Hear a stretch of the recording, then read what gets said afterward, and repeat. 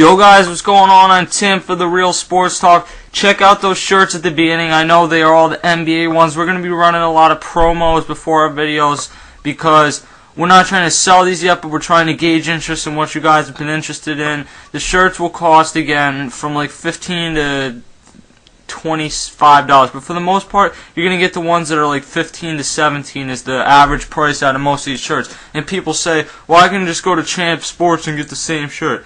Really, no, you can't. You can go to Champ Sports and for $30 get a plain blue shirt that says Chicago Bulls. Or you can go on here and you can get a one that says Derrick Rose MVP for like $17. You can get one that says, instead of ball so hard, bowl so hard. Or you could get one that is Brian Scalabrine and says the White Mamba on it for like $22. And then we've added some other new ones that weren't in the promo. We added a Tebow Mania one, a Flying Hawaiian one, a Meta World Peace, the Man, the Myth, Steven Strasburg for you Nationals fans. If you would be interested in that, comment below. We've added another LeBron James one. There's already a couple Kobe Bryant ones. There's Blake Griffin plus Chris Paul equals Lob City. Lots of ones, really. There's a Clutch Mellow shirt instead of Carmelo, Clutch Mellow. I mean, I thought that was pretty creative on my part. There's one that says I Heart Rajon, but instead of a heart, it's a shamrock. Dwight Howard, Superman 12. There's one that says You Gotta Love Kevin. Joey Bats A. There's really a bunch of shirts that I think that you guys would be interested in. There's one that says I Heart Lynn, and there will be one that says I Heart CC pretty soon coming out. That would be CC Sabathia, obviously, for you Yankees fans. If you would be interested in that, comment below. Any of you guys interested?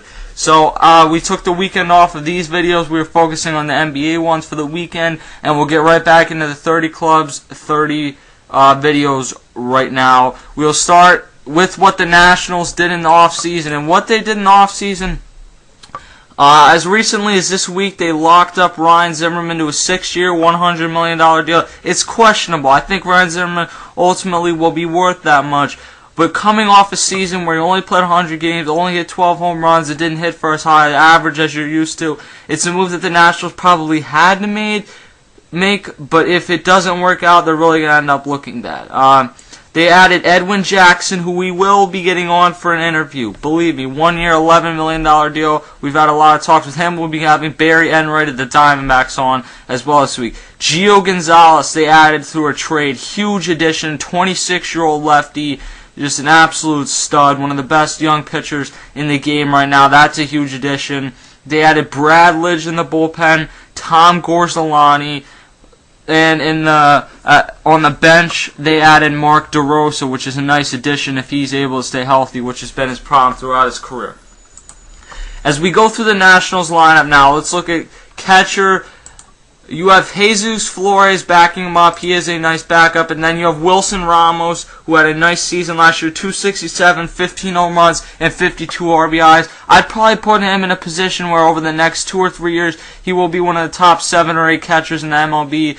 He obviously made headlines this offseason for getting kidnapped by like Somalian pirates, but he is one of the better young catchers in the game right now and calls a good game and gives the Nationals a bright young future. At first base, you have Adam LaRoche. There were a lot of rumors this offseason that the Nationals were interested in making a run at Prince Fielder. That obviously did not work out as he went to the Tigers. Adam LaRoche, he's probably average, but he'll give you a good season in just about every year. Last year was not that year in his first year with the Nationals. In only 43 games, hit 172 with 3 home runs. But in most seasons, what Adam LaRoche is going to do for you is he's going to hit you about 270 with 20 home runs and 88 RBIs, which is a solid overall season. Usually you like to have that big bopper at first base, like Prince Fielder, Ryan Howard, Albert Pujols, Adrian Gonzalez, the list goes on. Those type of guys. And unfortunately, they do not have that. And that could certainly be something they go trade for, although they gave up a lot of picks for Gio. But coming in with him is not necessarily bad. Backing him up, and a guy who's going to be a super utility player for them if he's able to stay healthy, backing him up will be Mark DeRosa. I would think if Mark DeRosa is healthy and Adam LaRoche were to go down, they would consider moving Michael Morse over to first base, who's a natural first baseman, moving Mark DeRosa out in left field. But Mark DeRosa has struggled to stay healthy in his 2 seasons with the Giants. When he was there last season, he did all right, but didn't blow the cover off the ball. Hit 279 in 47 games, so can't tell much out of that. But a few seasons ago, he had 250 with 23 home runs and 78 RBIs. That was in 2009 with the Indians and Cardinals combined. So if he can get anywhere to the point, I mean, he's 37 years old. He's not getting any younger. But if he can give you some home runs off the bench and fill in here and there in the field, probably 2 games a week, then he was a nice addition for this team. As long as he can stay healthy, there's no reason he shouldn't do that. At second base, then you have Danny Espinosa, 24 years old, a guy that not a lot of people are looking at. He hit for a low average last season, and that was one of the things that takes away from what he did. But he played just about every single game, playing 158 games, hit 21 home runs and 66 RBIs. So he has a lot of pop, and then stolen base-wise, stole 17 out of 24 attempts, or 23 attempts, I should say. So he was pretty solid in terms of stealing bases. I think Danny Espinosa, another bright piece for the Nationals' future, and a piece that not only is a bright piece for the future, but is ready to contribute now. Steve Lombardozzo is backing him up then. Obviously, his dad was a player in the MLB for a little bit, but overall, he's had 6 at bats in spring training this year, and he is 1 for 6. So there's not a whole lot to tell about him. He is 22 years old, so very young, and could be with the Nationals for quite a while. At shortstop, you have Ian Desmond. This is a guy who a few years ago, I looked at him a lot brighter than I do now, because he's not very good in the field. He's going to make you a lot of errors, but one of the reasons he was out there was for his hitting. Now, if the Nationals had lost Ryan Zimmerman, they probably would have considered moving Desmond over to third base. The problem is, 2 seasons ago, he had 269, 10 home runs, 65 RBIs, drew 28 walks. That looked like a pretty solid season for a guy that's going up at a position in shortstop that does not have a ton of great hitters. But then last season he dropped down to, in the exact same amount of games and even more at bats, he had 253, 8 home runs, and 49 RBIs. You would have liked to see more progression to the point where maybe he was hitting 14 or 15 home runs with 75 RBIs, something to kind of make a benchmark for this season. He's going to steal about 20 bases. He's done a nice job in that department through the first couple seasons of his career. So I look for Ian Desmond to take that next step this year. Another guy I look to take that next step with is Ryan Zimmerman. The backup at shortstop will be Mark DeRosa as well. So eventually they're probably going to have to add another utility guy, because Mark DeRosa is the backup at 3 or 4 positions for this team in terms of depth chart, which is why we've heard a lot about Bryce Harper potentially starting the season with the team. Ryan Zimmerman then at third base. Last year in 101 games had a disappointing season, hit 289, and that's not bad, but normally you're going to hope for an average closer to 300 or maybe even over 300 with him, and home runs in the area of about 28 to 29, somewhere like that, with about 88 or 80 to 90 or 90 to 100 RBIs, I should say. I'm having trouble talking today. So it's a gamble by them. He's 27 though. There's not a lot of 27-year-olds who I've seen this guy step up in the big moment quite a few times in this young career that can just come in there and hit the way that he does. He's an excellent fielder. If he can get the hitting back on track, then I think behind Evan Longoria and not even Miguel Cabrera in terms of a fielder, but Miguel Cabrera is just such a good hitter, he would probably be my third best third baseman in the game, and it depends if A-Rod's able to get back on track this season. But for the most part, Ryan Zimmerman, I've been very impressed. He's been in the MLB since 2005, so he came up young, and he's really progressed very well. He's had some bumps in the road, but I think that he, this year, could be a candidate for MVP. I'm saying watch out for that, because this is a Nationals lineup that I see taking that next step this year and looking a lot better. Now, I think some people have certainly overrated this lineup a little bit, but I'll leave it at that. In right field, then you have Jason Worth, the guy who last season, after signing a 7-year, $126 million deal, I still cannot believe the Nationals paid him that much money. He had 232 with 20 home runs and 58 RBIs. This was a guy who was never really good for 100 RBIs, so paying him $18 million never made sense in the first place.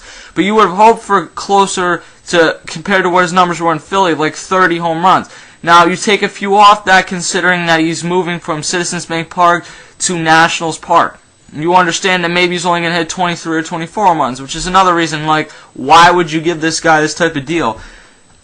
Jason Worth, I think he'll have somewhat of a bounce-back season, but I don't ever see him touching the numbers that he had in Philadelphia. And to only be... this is where I see him at this season. I see him hitting about 270 with 22 home runs and 78 RBIs. That is not worth $18 million. He's a solid fielder, and there are rumors that maybe he will end up being the center fielder this season if Bryce Harper, who was naturally catcher, but as we see with a lot of the young catchers, I'm not trying to get off track here, and I'll pick that up when I get to Bryce Harper. Jason Worth could potentially play center. We'll leave it at that. The starting center fielder at this point, and the guy who was a starter last year, is Roger Bernardino. In 91 games last season, 243 with 7 home runs. The season before, 246 with 11 home runs in about 3/4 of a season. So you know that he's never going to be good for an average much higher than 250, but he has some pop, and he'll give you some RBIs, and he's very fast. 17 to 20 stolen bases last year, and that's only in 91 games. If you give him a full season, this is a guy who could be a very valuable weapon if you're able to use him off the bench as a pinch runner, and even just being in the game, if he can get on base, which isn't necessarily a guarantee, then he is a guy that you look at as a serious base threat and keeps the pitchers honest at the very least. In left field, then, you have Michael Morse, who I said is a natural first baseman. Last year had a breakout season. The year before, after bouncing around for a while, he settled with the Nationals in 2009. 2010, he had a nice season. Then almost 100 games, hit 289, 15 home runs, 41 RBIs. That's a solid season. Last year, had an all-star season. I believe he made it on the final vote. If not, he should have made it on the final vote. He had 303, 31 home runs, and 95 RBIs. I have to caution you guys, I do not see 30-plus home runs again this season, or maybe as much RBIs. But I think Michael Morse is for real. You just kind of have to scale the expectations a little bit. I see him hitting about 292 this season with 25 home runs and 86 RBIs. So it's not as good as last season, but certainly I think you'll take it. Now let's look over to the pitching staff, and this is a pitching staff that has a lot of potential, but also quite a few questions. Let's start with the Phenom, a guy who, this guy, I said it last year when someone asked me, is he the real deal? I think Steven Strasburg is Hall of Fame good. If he can stay healthy and keep his arm together, which really, people make it sound like, oh, he's going to be burned out now. Tommy John surgery might have originally been that, but in 2012, you can have Tommy John surgery and be fine in a year or so. Steven Strasburg missed basically the entire last season's last year, and when he came back, he actually looked pretty good too, but he missed basically the entire season last year, and I wasn't even aware that he actually pitched last season, to be quite honest with you. I don't remember it. But as far as what I saw from him in 2010, 12 games, 68 innings pitched, 5-3. Yeah, not a great record, but remember how the Nationals were just a few years ago. 2.91 ERA. For any pitcher to have an ERA below 3 in the first 12 starts of their career is incredible. Roy Halladay didn't do that. CC Sabathia didn't do that. And both of those guys are going to the Hall of Fame. Those are two guys that didn't do that. And Steven Strasburg did that. I don't understand why people are so against this guy and want to see him fail. I want to see Steven Strasburg do good because the things I've seen out of him are absolutely nasty. He has a ton of pitches to work with, great arsenal, and he brings people to Nationals Park. Now, I think that more and more people are going to start to come with the new Nationals, Take Back the Park campaign, things like that. But Steven Strasburg, to me, this year, if he can stay healthy, lock it in. If he pitches this in over 30 starts, he will win the Cy Young this year. Gio Gonzalez at the number 2 position, 26 years old. As I mentioned, they acquired him. This guy's been all around. Started with the White Sox. or in their minor league system, got traded to the Phillies, got traded back to the White Sox, got traded to the A's, and now he's with the Nationals. In a few seasons with the A's, though, he did not fail to impress, which is why I really question why Billy Beane never had a movie made about him, considering you trade away a 26-year-old pitcher who makes next to nothing this year. Regardless of the package you got for him, it just didn't make sense. In the last 2 seasons, which is what I really look at it, early in his career in 2008 and 9, wasn't great, but the last 2 seasons he's really shown what he can be. 15-9 with a 3.23 ERA, 1 complete game in 2010, and then in 2011, 16-12 with a 1.32 WHIP and a 3.12 ERA. Very impressed. He is a solid number 2, and if the Nationals can keep these 2 guys together, that's going to be a dynamic 1-2 for the next long time, the next 5 or 6 years at least. Because Steven Strasburg is only 23 years old, Gio Gonzalez is only 26 years old, and pitchers this good can go till they're like 36 years old at least. So I think that that's a solid couple guys to start the rotation with. Jordan Zimmermann, only 25 years old, another guy who went through Tommy John surgery, but I've been very impressed with what I've seen out of him. 26 starts last year, 1 complete game, 161 innings pitched, a 3.18 ERA, 8-11. But the 3.18 ERA, that is really solid for a 25-year-old. That means in all likelihood he's going to improve. And at the number 3 spot, that's very important.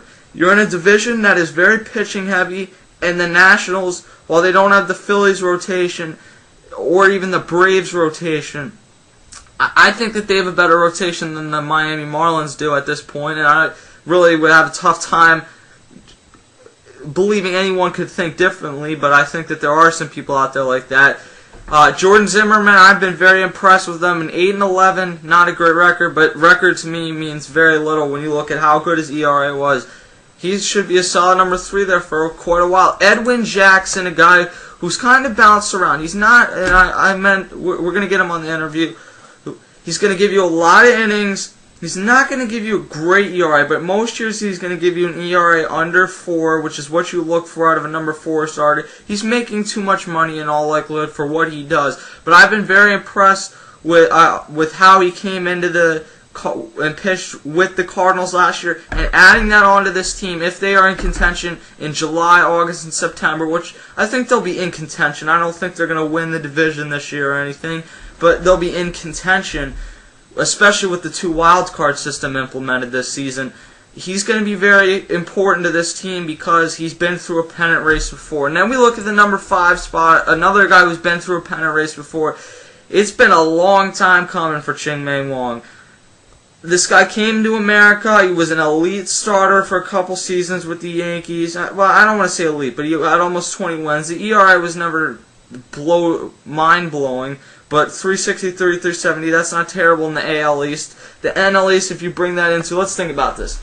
The Marlins are a pretty solid hitting team. The Phillies can't hit nearly as much as they used to be able to. The Braves' strength is definitely pitching, although their lineup's certainly going to improve this year with Hayward having a better year, Ugla having a better year. So, I mean, it's not a cakewalk division. Then you look at the Mets. It's not a cakewalk division, but it's not the greatest hitting division. And I think moving him to the NL East, he did decent last year. In 11 games, he was 4-3 with a 4.04 ERA. Not great, but if you can get that down to right around 4, that's not terrible for a number 4 starter. I don't think he'll win 20 games like he did, but not a bad number 5 starter at all if you can stay healthy. There are 3 big guys out of the bullpen. We'll start with Brad Lidge coming over after spending 4 seasons with the Phillies, and people who watched a lot of him will try and convince you that he only had 1 good season with the Phillies. In reality, he only had 1 bad season with the Phillies. 2008, just a shutdown season. We know what he was with the Astros early on. Had almost 50 saves a couple of times. But in 2008, well, maybe not 50, but 40, in the mid-40s. In 2008, we know what he did. Didn't blow a save the whole year, including the playoffs. 41 for 41. Ended up being like 48 for 48. 195 ERA. He was filthy. At that point, though, he could throw a fastball, which is one thing he could not do in 2009. He had arm problems the entire season, pitched through it. Saved 31 games, but blew 11. That was one of the highest ratios in the MLB in, like, since the new millennium. 2010, though, he came back pretty strong. In 50 games, 45 innings, he went 1-1, saved 27 games, blew 5 games, had an ERA right around 3. That's not a great ERA for a closer, but it's not terrible either. And blowing 5 saves, you say at the beginning of the year, if my closer blows 5 saves or less, it's a nice season. Maybe not for Mariano Rivera, but for most closers, that's what you're going to say. And then in 2011, came back, was not a relief, or was not the closer. We saw that role go to Ryan Madson after Lidge got hurt, and Madson emerged. Lidge in 19.1 innings. It's not a great sample size, but had a 1.40 ERA. Look, he's good for, and he had 1 save. He's not a closer anymore, so if the Nationals were to lose Drew Storen to an injury or anything like that, Tyler Clippard would be the next guy up. But Brad Lidge is going to be a specialist that can come in against certain right-handed hitters and get a big out. That slider is still devastating, and if he can get his fastball anywhere close to 90 miles an hour like it used to be, he could still be a very solid pitcher. Tyler Clippard, an all-star last year, began his career with the Yankees, but in the last 2 years, he has just been shut down. The last 3 years for this team, really. He's been locked down. A 2.69 ERA in 2009 in 41 games. 78 games in 2010, 3.07. 2011, 72 games, 1.83 ERA, 0.84 whip. That is nasty. And for a non-closer that's a reliever to make the All-Star game, you must be having a pretty damn good season, and that is what he did last season, making the All-Star game. Drew Storen, then, is their closer, a guy who has actually done a pretty nice job through the first few seasons of his career. Last season, 43 saves, 5 blown saves, a 2.75 ERA. You'll take it. There's better closers, but if you're gonna get a lot of opportunities, you're probably gonna blow 5. You'd like to see that ERA come down a little bit.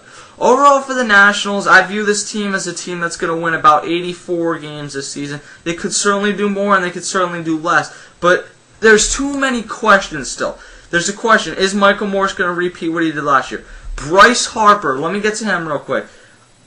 To bring him up to the MLB right now would be absolutely foolish. To rush this guy up. There's a lot of guys that look ready really young, and then you find out 3 years later when their careers have gone nowhere, that, oh wait, maybe we should have waited a couple seasons. He's 19.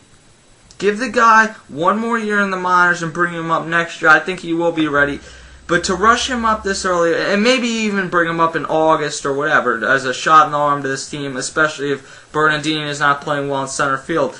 But you do not bring him up yet. Jason Worth, there's that question. Is he going to stay healthy? Adam LaRoche, can he stay healthy and produce like he once did? Ian Desmond, can he get back on track? Ryan Zimmerman, can he get back on track? Steven Strasburg, can he stay healthy?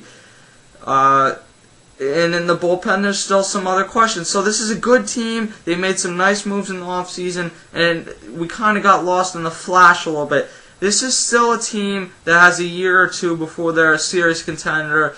And in a year or two, the Phillies are going to be even older than they already are now. The Braves will still have a pretty good team, but they're going to have to revamp that pitching a little bit, and they have some nice young pitchers coming up, so that might not be too tough. And the Marlins are still going to be right there, but it's going to be probably a more winnable division in a couple years because you're talking about having Roy Halladay older, Cliff Lee older, and the potential after this year of not even having Cole Hamels in the same division. So we'll see what happens with the Nationals. Davey Johnson's first full season there after taking over midway through last season. The Nationals look to improve on their 81 games that they won last year. So I'll catch you guys later. See ya.